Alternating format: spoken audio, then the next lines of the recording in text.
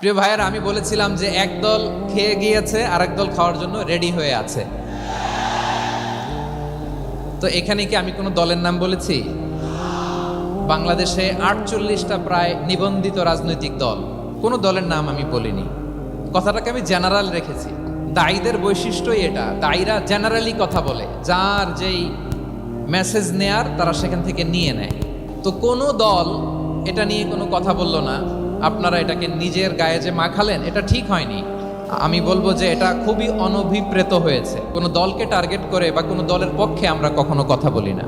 আমরা কোরআনের পক্ষে কথা বলি, ইসলামের পক্ষে কথা বলি। সো একটা জেনারেল কথাকে যদি আমার রাজনীতিবিদ বন্ধুরা নিজেদের গায়ে মাখেন, ক্ষুব্ধ প্রতিক্রিয়া জানান, এতে করে সাধারণ জনগণের কাছে একটা নেগেটিভ মেসেজ যাবে ওনাদের ব্যাপারে।